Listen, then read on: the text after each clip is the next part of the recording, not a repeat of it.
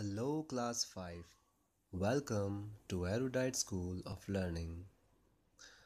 And in our previous class, we were on page number 10, solving exercise 2.2. And today we have to start from question number 7th. Okay? Now, your 7th question is sum of two numbers is 7678. कोई दो number हैं जिनका सम मतलब अगर उनको add करो तो क्या आता है 7678. इफ़ वन नंबर इज़ 4613, अगर जिन दो नंबर को सम करने पे ये आता है उनमें से एक नंबर ये है तो बताओ, then find out the second number. तो बताओ दूसरा नंबर कौन सा होगा. ठीक है, तो बच्चों सिक्स्थ क्लास में जब आप आ जाएंगे तो इस तरह के क्वेश्चन हम अगर सॉल्व करेंगे तो उसमें हम क्या लेंगे, सेकंड नंबर को एक्स ले लेंगे. ठीक है, कोई भी वेरिएबल ले लेंगे और फिर हम सॉल्व करेंगे. लेकिन क्योंकि हमने अभी अलजेब्रा नहीं पढ़ा है तो ऐसे क्वेश्चन को हम कॉमन सेंस से सॉल्व करेंगे. तो कॉमन सेंस कैसे यूज़ कर सकते हैं. सपोज़ आपने बचपन में बच्चों फर्स्ट और सेकंड क्लास में सब्ट्रैक्ट और चेक वाले क्वेश्चन किए थे. ठीक है, तो जिन बच्चों को याद नहीं भी है तो कोई बात नहीं, उसी क्वेश्चन को इन्होंने ऑलमोस्ट लैंग्वेज फॉर्म में दे रखा है, कंसेप्ट ऑलमोस्ट सिमिलर है. ठीक है, नाउ पहले इस क्वेश्चन को हम छोटे नंबर में तोड़ते हैं. अगर मैं आपको इस तरह से बोलूं कि किन्हीं दो नंबर को प्लस करने पर 5 आता है. ठीक है, फिर मैं आपको बोलूं कि उनमें से एक नंबर 2 है तो बताओ ये दूसरा वाला नंबर कौन सा होगा. और यही आपका क्वेश्चन भी है. तो जब भी बच्चों लाइफ में आपको दो नंबर का सम दे रखा हो और एक नंबर उनमें से बता रखा हो तो दूसरा नंबर आप कैसे निकालोगे. जो उनका सम है उसमें से पहले वाले को नंबर को माइनस करके. तो अगर हम 5 - 2 करें तो हम देखेंगे क्या आएगा, 3. ठीक है, और फिर जब हम इस 3 को यहाँ रखेंगे तो हमें पता लगेगा 2 + 3 क्या होता है, 5. और बचपन में फर्स्ट और सेकंड क्लास में आपने सब्ट्रैक्ट और चेक वाले क्वेश्चन किए थे जिसमें हम एक तरफ सब्ट्रैक्शन करते थे और फिर इन दोनों को प्लस करके चेक करते थे कि ये वाला नंबर आता है या नहीं आता है. ठीक है, तो जिन बच्चों को वो सब्ट्रैक्ट एंड चेक याद नहीं भी है तो वो अपना कॉमन सेंस यूज़ कर सकते हैं कि अगर आपको दो नंबर का प्लस बता रखा है इतना और एक नंबर बता रखा है इतना, तो दूसरा नंबर हम कैसे निकालते हैं. जो सम है, जो उन दोनों का प्लस आया है उसमें से एक नंबर को माइनस कर दो तो दूसरा वाला आ जाता है. ठीक है, तो अब हमारे पास क्या आ गया है, दूसरा नंबर 3. और आप जब 2 + 3 करते हैं तो आपके पास 5 आता है. तो बच्चों होता क्या है, अगर आपको ये वाला नंबर दे रखा हो तो इसमें से इसको माइनस करो तो ये आ जाएगा. और अगर ये वाला नंबर दे रखा हो जैसा इस क्वेश्चन में था तो इसमें से ये माइनस करो ये आ जाएगा. तो बिल्कुल सेम क्वेश्चन है आपका, बस 5 के जगह आपको क्या लिख दिया है, यहाँ पर बड़ा नंबर लिख दिया है 7670. तो बड़ा देख के घबराना नहीं है, हमें कंसेप्ट पता होना चाहिए कि दो नंबर का सम कितना है, इतना. एक नंबर क्या बता रखा है, इतना. तो दूसरा नंबर कैसे निकालेंगे, इसमें से इसको माइनस करके. जैसे हमने यहाँ पे 5 में से 2 माइनस किया था. जो सम दे रखा हो उसमें से एक नंबर को माइनस कर दो तो दूसरा वाला आ जाता है और दूसरे वाले को माइनस कर दो तो पहले वाला आ जाता है. ठीक है, तो हमको कंसेप्ट पता होना चाहिए. तो एक छोटी सी हम लैंग्वेज लिखेंगे. सेकंड नंबर बच्चों अभी इन क्वेश्चन में सॉल्यूशन कर रहे हैं इसलिए आपको शॉर्ट में लिखना है SOL मतलब सॉल्यूशन ऑफ 7th क्वेश्चन. ठीक है, class work CW and date आपको डालनी है. मैंने बच्चों यहाँ ब्लैक पेन से लाइन खींच रखी है, आपको है पेंसिल से खींचनी है सिंगल लाइन. ठीक है, और जब सारे क्वेश्चन एक्सरसाइज के हो जाते हैं तो आपको फाइनली 2 लाइन्स खींचनी है. Now second number is equals to, second number क्या होगा, सम ऑफ टू नंबर. जो इन दोनों नंबर का सम है उसमें से हम क्या माइनस करेंगे, क्या माइनस करेंगे, फर्स्ट नंबर. तो हमारे पास क्या आ जाएगा, second number. So will subtract 7678 में से क्या माइनस करेंगे, 4613. ठीक है, तो हम माइनस करके देखते हैं कितना आता है और वही हमारा क्या हो जाएगा, सेकंड नंबर, या यूँ कहें वही हमारा आंसर भी होगा. तो 8 में से 3 माइनस करना है, मतलब काउंट सब जब भी सब्ट्रैक्शन होता है हम काउंटिंग कहाँ से बोलते हैं, नीचे वाले के बाद से या छोटे नंबर के बाद से कहाँ तक, ऊपर वाले नंबर तक. तो 3 के बाद क्या आता है, 4 5 6 7 8. तो 8 तक ही हमको काउंटिंग बोलनी थी। तो नंबर ऑफ लाइन्स कितनी हुई, 1 2 3 4 5। So here our output will be 5। Now 7 में से 1 गया। बच्चों जब भी हमें 1 माइनस करना होता है, हमने 4th क्लास में पढ़ा है, प्रीडिसेसर निकालते हैं हम 1 माइनस करके। प्रीडिसेसर मतलब 7 से पहले क्या आता है। तो जब भी हम 1 माइनस करते हैं तो काउंटिंग में जो उससे पहले आता है वही चीज़ हम लिख देते हैं। 7 से पहले क्या आता है, 6। और आप चाहें तो ऐसे भी कर सकते हैं फिंगर्स का यूज़ करके, मतलब आपको ये सब ट्रिक्स आनी चाहिए। 6 में से 6, सेम में से सेम नंबर माइनस हो रहा है तो कितना आएगा, 0। और लास्ट में 7 माइनस 4, तो 4 के बाद से काउंटिंग बोलेंगे और कहाँ तक बोलेंगे, 7 तक। तो 4 के बाद क्या आता है, 5 6 7। So how many lines, 1 2 3। So our final answer will be 3065। इसका मतलब सेकंड नंबर क्या होगा, second number will be 3065 and you can write here answer. यहाँ पे आंसर नहीं लिखते हैं बच्चों, की हमें सॉल्यूशन करना है। हमारा आंसर कहाँ पे आ रहा है, इस स्टेप पे। तो यहाँ पे हम चाहें तो आंसर लिख सकते हैं, यहाँ पर भी आप आंसर लिख सकते थे, but although we are mention in language so we don't need to write answer, but if it's your choice you can write it. Okay, now अब आते हैं बच्चों 8th क्वेश्चन पर।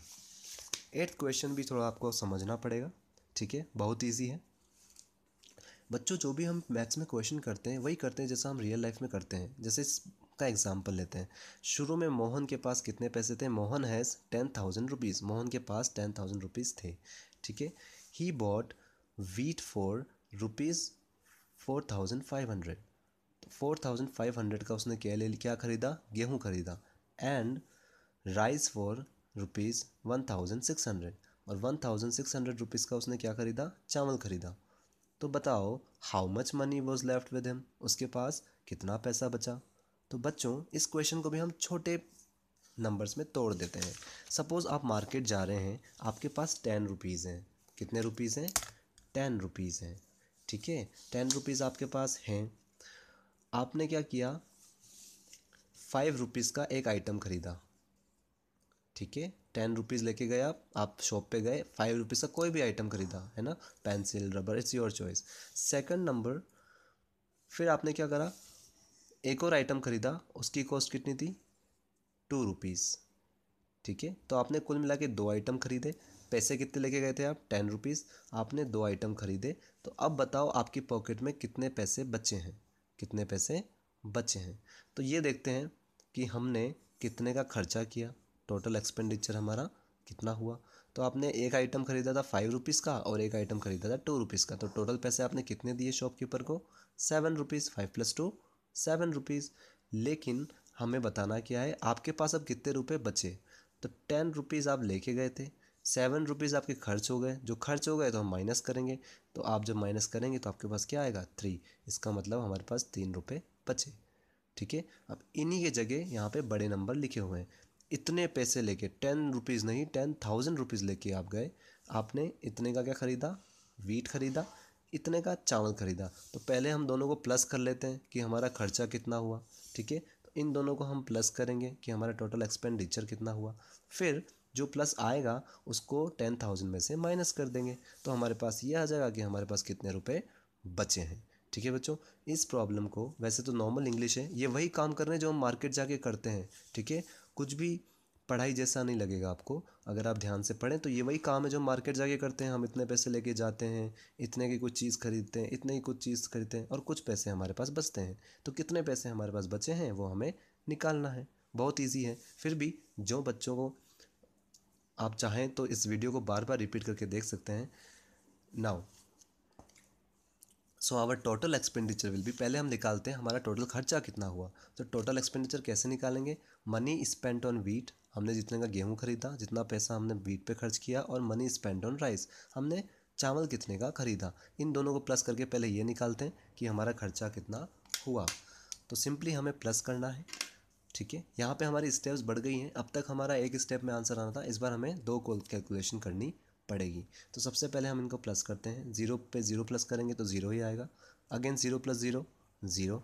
6 + 5 बच्चों अब आप फिंगर्स पे करना, 11 आएगा, ठीक है। वैसे आपको पता होना चाहिए, ये नंबर्स बार बार रिपीट होते हैं, 6 + 5 7 + 5, okay. So little bit dodging you should do, practice. सो 6 + 5 11, 4 में 1 प्लस करेंगे तो 5, और 5 में 1 प्लस करेंगे तो 6। सो दिस मीन्स हमारा टोटल खर्चा, मोहन ने टोटल खर्चा कितने का किया, 6,100 रुपीज़ का। ठीक है, तो ये हमारे पास क्या आया 6100 रुपीज़ टोटल एक्सपेंडिचर। ठीक है, तो ये आप यहाँ पे लिख सकते हैं कि total expenditure is equals to total expenditure is equals to this. ठीक है, नाउ मनी लेफ्ट, हमारे पास टोटल मनी अब कितना बचा है, कितना लेके गए थे 10,000 रुपीज़। आप चाहो तो यहाँ आप शुरू में पूरी लैंग्वेज लिख सकते हैं, I don't have much space so I not written it, कि money you had in the beginning और money Mohan had in the beginning. ठीक है, नाउ 10,000 रुपीज़ हम लेके गए थे, उसमें से कितने का खर्चा हो गया, इतने का, तो इसको माइनस कर दो। ठीक है, तो क्या आ जाएगा हमारे पास कितने पैसे बचे हैं। ठीक है, so we'll subtract now 6,100. Okay, I written here wrong. 6,100 we have to subtract. Total expenditure हमारा कितने का हुआ 6,100 का। सो 10,000 में से हम कितना माइनस करेंगे 6,100। ठीक है, so let's find out. Zero में से ज़ीरो गया ज़ीरो। ठीक है, अगेन ज़ीरो में से ज़ीरो गया ज़ीरो। 10 में से 1 माइनस नहीं हो, 0 में से 1 माइनस नहीं हो सकता, तो ये 0 इससे बोरो करेगा, पर इसके पास भी कुछ नहीं है, तो फिर ये 0 इससे बोरो करेगा, तो 1 अपना 1 दे देगा, तो 1 खुद कितना हो जाएगा 0, और ये 0 कितना बन जाएगा 10। ठीक है, लेकिन अभी हम माइनस नहीं कर सकते, so this 10 now will become 9 and this 0 will become 10. Now we can subtract 1 from 10. So if you subtract 1 from 10 you will get 9. Okay, here we have to subtract 6 from 9, so we'll count after 6 7 8 9, that means we have got 3 here. So this means that finally what amount of money he had, Mohan was left with 3,900 rupees. Okay, so the final answer will be 3,900 rupees. This was I'll written here wrong, guys, so I'll just, you have to like continue on the same line only, so you have to write like this. Okay, money Mohan was left with 3,100 rupees. तो कुल मिला के बच्चों question बहुत easy था। इतना पैसा आप लेके गए थे, इतने का आपने खर्चा कर दिया, तो बताओ टोटल कितना पैसा अब आपके पास बचा है। तो जितने का खर्चा हुआ था उसको हमने क्या करा, माइनस कर दिया, तो हमारे पास क्या आ गया, कितने पैसे हमारे पास बचे हुए हैं। Okay, now so we'll continue from our next class. From here we'll solve question number 9. So till then, goodbye all of you.